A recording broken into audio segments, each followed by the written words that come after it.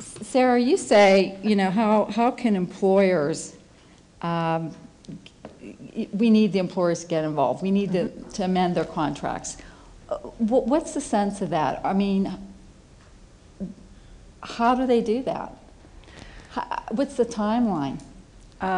You can, if you're going out for contracts or for a request for proposal, or you're going out to enter into a new contract, you can know that's always a good place to start. When everyone enters into a deal, you know what you got.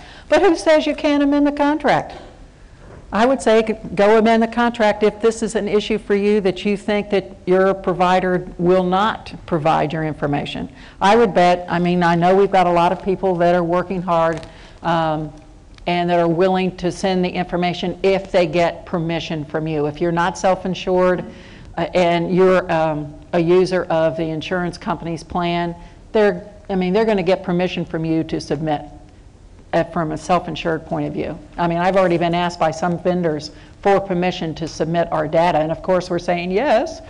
But the bottom line is, I think that if you start a new contract, put it in the new contract provision, and if it's something that you're doing that's a work in progress, you add addendums and amendments to your contract all the time. Why not for this? And so you get to talk to your wonderful legal department. And they'll be very responsive, I bet. Thank you. And Sarah, that's very good. That's encouraging. What about the cost to do that? I mean, do employers have that ability? Do they feel that you have that ability to just stop what you're doing and amend your contract? The cost agreement that the stakeholders have reached as part of the negotiation over the bill was 40% from the health plans, 40% from the health systems, 20% from the collector of the data, VHI.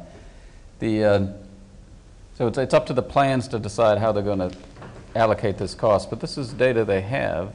There is going to be some cost for directing it in the format in a standardized format to VHI, but in the scheme of things of healthcare spending, this is not a significant cost item.